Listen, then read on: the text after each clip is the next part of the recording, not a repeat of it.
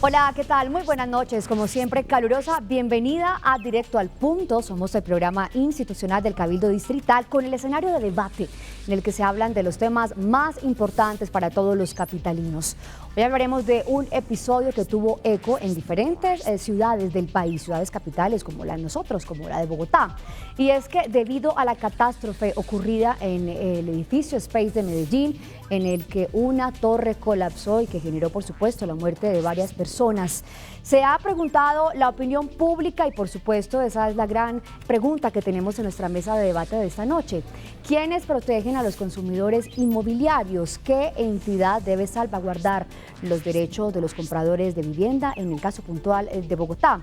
Pues de eso hablaremos esta noche aquí en Directo al Punto, pero antes quiero recordarles nuestras redes virtuales para que siempre estemos en contacto permanente. Nuestro Twitter es @directoalpunto_b, @directoalpunto_b, y nuestro correo electrónico es directoalpuntobogotá@gmail.com. Aquí nuestro equipo periodístico está presto, dispuesto siempre a recibir sus sugerencias, comentarios, inquietudes, pero además propuestas de los temas que usted quiera que se debatan aquí en esta mesa, que finalmente es de ustedes. Directo al Punto arranca. Saludo, por supuesto, a nuestros invitados de hoy. Concejala, muy buenas noches. Ella es la concejala Angélica Lozano, concejala progresista. ¿Cómo me le va? ¿Cómo está?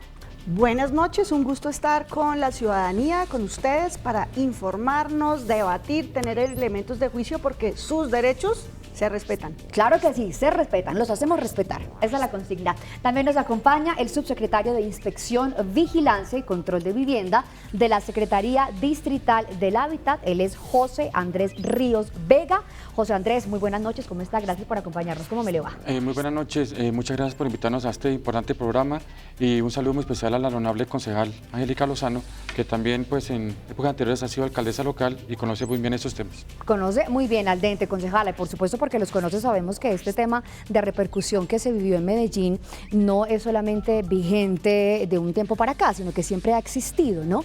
¿Quién salvaguarda los derechos de los compradores inmobiliarios, por ejemplo, en la capital del país? Bueno, esta tragedia en Medellín ha hecho que pongamos ojos y todo el mundo diga, bueno, y si es en mi edificio, ¿qué pasa? ¿A dónde voy? Yo quiero dividir la conversación. Primero hablemos de antes, durante las ventas y la construcción. En ese momento el control de la calidad de la obra corresponde a las alcaldías locales, en el caso de Bogotá. Y las alcaldías locales son unas entidades frágiles. Yo le voy a contar, en Chapinero, metro cuadrado más caro de Bogotá. En mi época, hace 6 años, metro cuadrado a 11, 15, 16 millones de pesos para oficinas, 4, 6, 7 para vivienda. ¿Qué pasa? Un ingeniero en la oficina de obras para ir a vigilar desarrollos inmobiliarios gigantescos. Ahí empieza el tema. Un ingeniero que tiene un poder y una facultad discrecional al ojo, llega con la licencia de construcción y empieza a revisar que se cumpla en la construcción lo que está en el papel. Cuando empiezan las diferencias es que hay lugar a venga para acá, revise, ajuste su licencia e incluso el sello. Es muy vulnerable el control y es insuficiente. Con un ingeniero para toda una localidad, pues nunca va a llegar a cubrir la queja que usted, vecino, puso. Dijo, no me dejan dormir, el ruido, yo creo que eso está tapando, yo creo que esa columna, como un ciudadano que atiende. Entonces es una primera falla que la Secretaría de Gobierno tiene de una vez por todas que solucionar. Y eso cuesta plata, cuesta muchos funcionarios, cuesta presupuesto, cuesta herramientas. Sin eso no se le puede contestar al ciudadano a tiempo, porque si usted pone una queja hoy 1 de febrero y el ingeniero de obras va el 1 de octubre, no, pues el piloto del hueco ya está en plancha, ya está en otra etapa donde demasiado tarde. Luego viene la vulnerabilidad a la corrupción, y eso hay que hablarlo de frente. En este edificio hay una inversión de 15.000 millones de pesos. Están colgados en un mes para entregarle a usted el apartamento que usted está pagándole al banco que tiene un crédito. No, el curador dio licencia para 5 pisos. Oh, sorpresa, hicieron 6. hicieron 6, ese sexto piso representa millones de pesos de ganancia adicional por fuera de lo que dice la licencia, violando normas urbanísticas y susceptiblemente generando debilidades y fallas estructurales a la construcción. Entonces es una oportunidad esta tragedia lamentable de Medellín para que se revise de verdad lo estructural. Aquí pasa que de tragedia en tragedia nos fijamos en las cosas. Aquí el tema es estructural. Yo leía esta mañana una crítica, decía, ante todo ahora creamos una superintendencia. Bienvenida a la superintendencia de la que habla el ministerio, pero quiero ver con qué herramientas sancionatorias. Porque luego la revisión de una licencia, el control a las curadurías, los curadores son como notarios, facturan, le ponen el chulito y el recibo al proyecto que lleva un arquitecto. Entonces se necesita una ciudadanía que pueda ser atendida por unas entidades que responden a tiempo, no cuando es demasiado tarde, cuando el ojo ya está afuera porque el edificio ya está hecho. José Andrés Ríos, queremos escuchar su posición frente al tema de las construcciones en Bogotá. Bueno, lo primero es que la Secretaría del Hábitat, a través de la Subsecretaría de Inspección, Vigilancia y Control de Vivienda, vigila la actividad de los enajenadores y arrendadores de vivienda. Cuando hablo de enajenador es la persona que transfiere a título oneroso la propiedad de un bien. Esa actividad... Vende. Sí, transfiere la propiedad a un bien.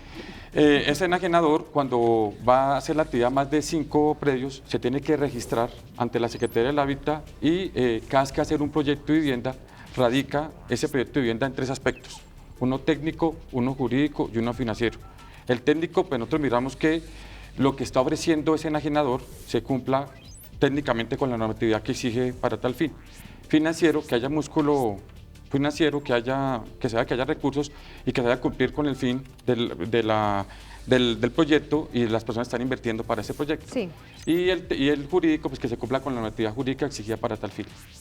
Pero aquí aclaramos que nuestra competencia solo es con los enajenadores y ya el tema de la construcción de la obra como tal, como lo explicó la honorable concejal, pues depende ya del tema de los alcaldes locales. La función de la Secretaría del Hábitat es una función poco limitada. Nosotros estamos con unas normas muy antiguas. Sí, la norma que nos rige a nosotros es la Ley 66 del año 68. Tuvo unos decretos reglamentarios en el año 78 y pues no han sido actualizadas. Nosotros, a través de la Secretaría del Hábitat, se le ha pedido al Ministerio que también se mire la posibilidad de actualizar esas normas y ponerlas a la actualidad, ¿sí? Actualizarlas con el código nuevo, con el código de proceso administrativo, con la ley antitrámites, bueno, con todas las actualidades que se presentan el día.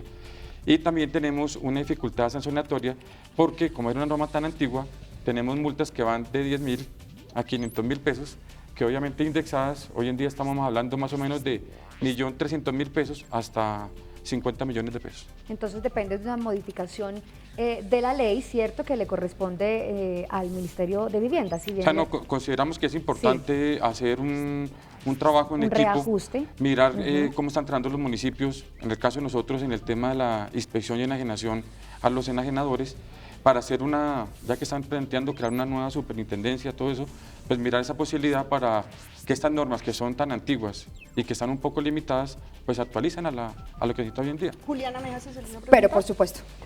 En Castellano, el señor compró una casa con acabados de baldosa y una ducha. Y resulta que le entregan y no hay baldosa, está en cemento gris y le pusieron un gancho ahí bien. ¿Ante quién se queja? Si ustedes radican esos vendedores, enajenadores frescos en Castellano. Entonces yo llego allá y le digo, bueno, yo pagué baldosa y me dan cemento gris. ¿Ustedes qué pueden hacer? ¿Cuál es el procedimiento? Listo, como expliqué anteriormente, cuando ellos radican esos documentos, sí, le están ofreciendo al señor baldosa gris y le están dando una baldosa blanca, sí, por un ejemplo. O más de fondo, sin baldosa. O sin baldosa, sí. Y no está cumpliendo con el tema, pues eso es un desmejoramiento de las especificaciones técnicas.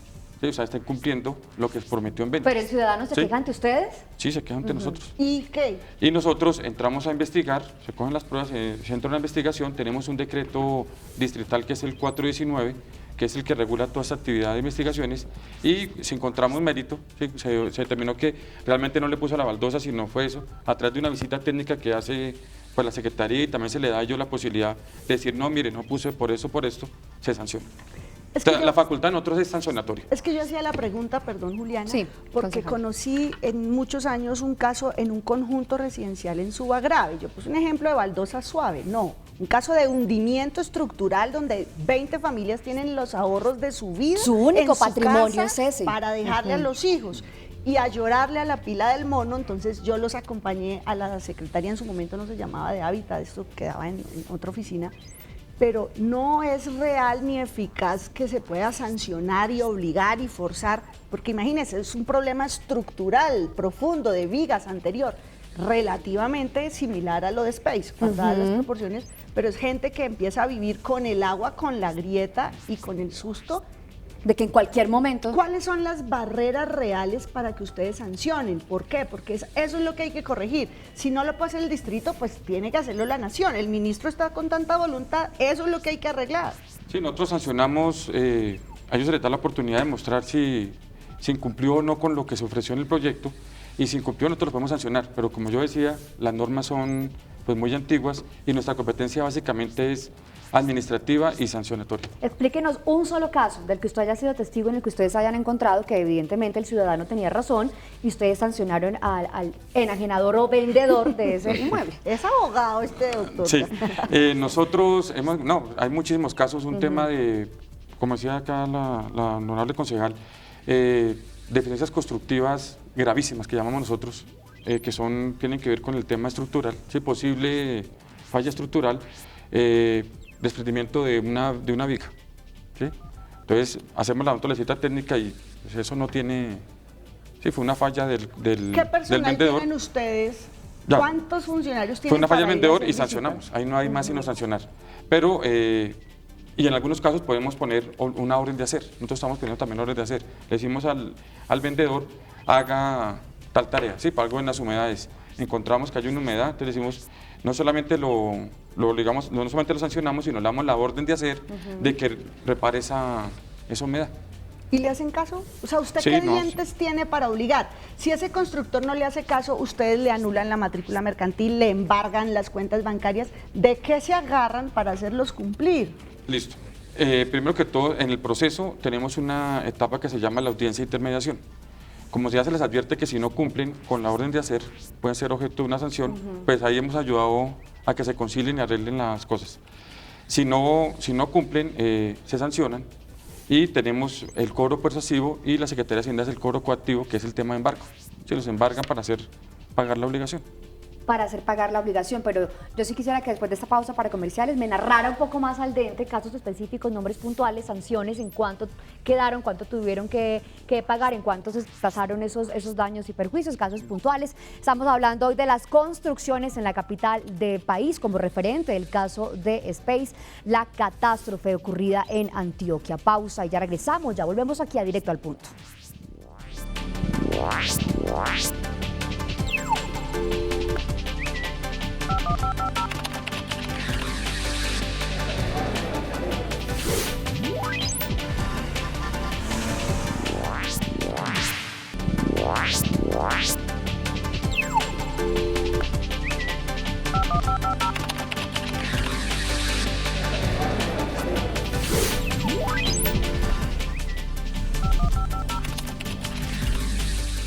Muy bien, estamos de vuelta aquí a Directo al Punto. Hoy estamos hablando de las construcciones en Bogotá, quiénes los regulan, cuál es el ente idóneo para regular el trabajo que están haciendo algunas constructoras en la capital de Colombia y quién responde a los consumidores inmobiliarios frente a algunas fallas que puedan tener en las estructuras.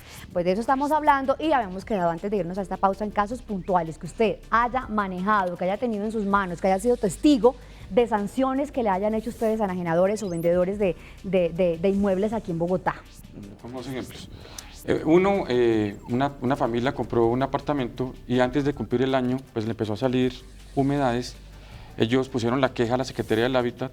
La Secretaría del Hábitat, como le expliqué, a través de un proceso que tenemos, primero se citó al vendedor, el vendedor dio sus explicaciones, nosotros mandamos a hacer una visita técnica, fue un técnico, nosotros un arquitecto a verificar. ¿Cuántos técnicos tienen ustedes dispuestos para ese tipo de visitas? Tenemos en la subdirección de investigaciones 9 técnicos. Para todo Bogotá. Para toda Bogotá. Para todas las quejas que tenemos nosotros. Para controlar millones de metros cuadrados nuevos. Sí, tenemos... Hay una falencia ahí, evidentemente. digamos que sí, Yo no, lo digo, que yo sí, lo digo, no nosotros falencia, lo sino... decimos, tranquilo. Nosotros lo decimos. Sí, no, es un equipo pequeño, sí, es un equipo pequeño y tratamos de coger pues todas las quejas, digo con cifras. Este año nos han puesto 722 quejas, de las cuales, analizando cuáles son de fallas estructurales así graves, son 5. Sí, que digamos que tienen como problemas posibles graves de estructura, 5 nomás. Las Las otras 722 son de qué? humedades, que no cumple las medidas ofrecidas con lo que se vendió, temas de parqueaderos, que las medidas de los parqueaderos no es como el que pidieron, que se le saltó las baldosas, que Pero los ante eso requisitos de ustedes las llaves- también tienen, por supuesto, competencia para hacer Sí, cumplir. como yo te decía, nosotros Ajá. miramos que haya deficiencias constructivas, es decir, que haya algún deterioro o algún mejoramiento de la construcción, Sí. y tenemos 3 eventos para mirarlo. Leves, que se venden entre 1 año, graves, que se venden entre los 3 años, y gravísimas, que ya son, que tengan que ver con la estructura, son 10 años. ¿Cuál es la competencia que ustedes no tienen, que ustedes no pueden responderle a la ciudadanía, pues para que no quede en el ideario, ¿cierto? En el imaginario de los bogotanos, que es que ustedes no están haciendo nada? O sea, clarifiquemos que es lo que les compete a ustedes. Nuestra y que no. competencia básica solamente es sancionatoria. Nosotros no tenemos facultad de ir al edificio y decir aquí toca evacuar, porque tampoco tenemos los instrumentos para eso. Si nosotros Eso no le contamos, corresponde al FOPAE.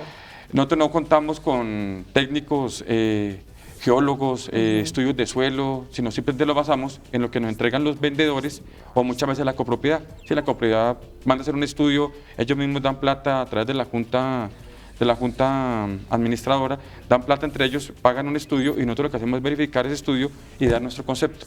Pero ya facultad de decir evacuemos, no sé qué, eso no. Muchos constructores entregan la obra, todo el mundo feliz empieza a estrenar y empiezan luego los problemas. Las obras nuevas en el asentamiento tienen grietas. Unos reajustes distintos, cosas claro que sí. normales, pero también hay unas cosas que son graves, hay líos entre vecinos por impermeabilizar y vaya usted a hacer que su vecino cumpla, que el constructor, vendedor efectivamente arregle. Esto pasa en los 6 estratos de la ciudad, esto pasa en la obra más lujosa y en la más modesta. Temas de propiedad horizontal, el señor mencionaba los garajes, los parqueaderos son un lío porque es costoso, es suelo costoso, a veces los dejan muy pequeñitos. Hablando de evacuación, yo tuve que afrontar como alcaldesa hace varios años en un sector alto de montaña con mal suelo, un edificio mal construido, defectuoso, ya tendría unos 15 años, tocó evacuar a todo el edificio. ¿Qué pasa ahí? Y uno dónde se va con su ropita y a trabajar. Si es que la alcanzó a sacar. Exacto. El constructor, me acuerdo que era un señor de Bucaramanga, tuvo que pagar el hotel de todas las familias. Encuentre usted hotel, la ruta de los niños, el trabajo, personas con discapacidad.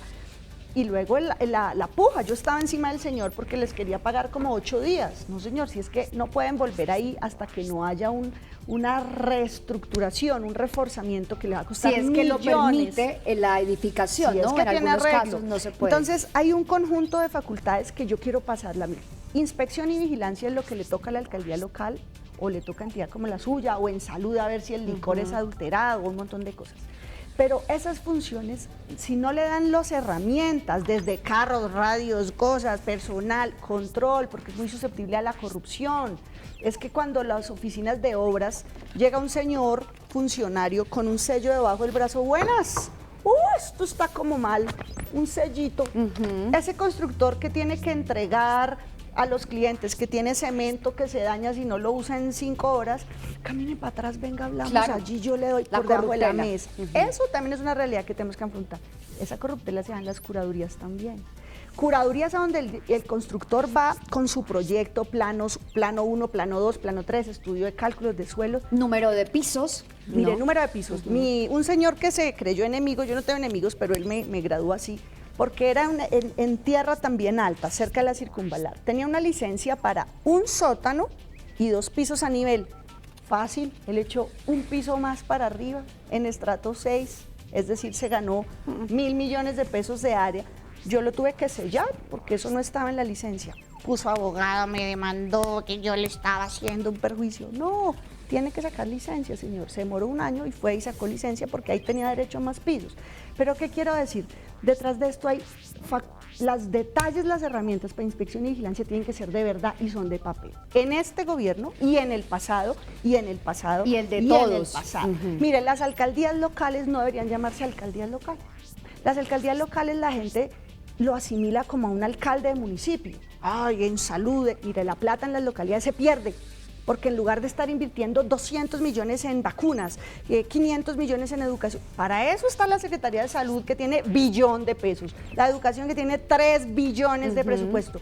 Los 5.000 millones que tiene la alcaldía debería ser para esa inspección y vigilancia, para esas tareas de control de obras, de control de establecimientos, de control del hueco, del control de la alcantarilla, de avísele al de la grieta, del hueco, haga lo que ninguna entidad va a hacer en el territorio y que le toca a usted, pero por andar haciendo empleabilidad, emprendimiento, empresarial, mire, crear empleo es macroeconomía y políticas nacionales distritales. Ahora un alcalde local no va a solucionar un problema de esa envergadura. No, invierto 100 millones para promoción de empresarial en productos. No, esa plata es para herramientas. Y al alcalde hay que dejarle llamar alcalde. Se cree muy importante el alcalde. Yo fui alcaldesa local. Uno se debe llamar es inspector.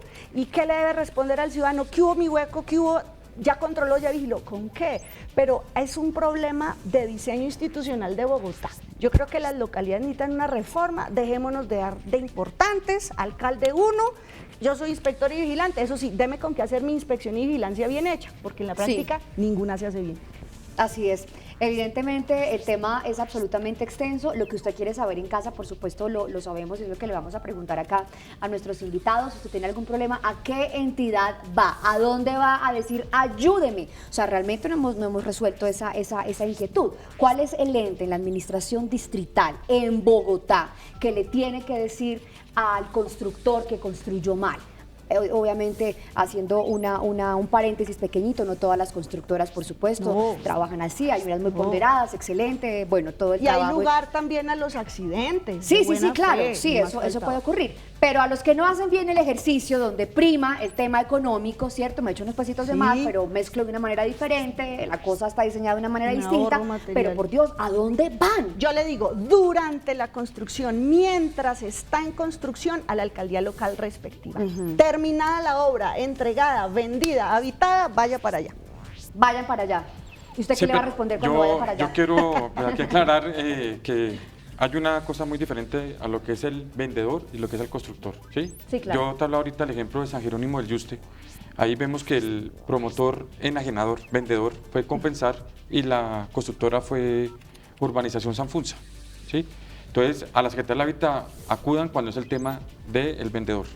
Sí, ya el tema del constructor pues toca como dijeron la alcaldía local. Pero ahí viene un vacío, ya se terminó la obra, entonces durante construcción va la alcaldía local, pero resulta que ya terminaron la construcción.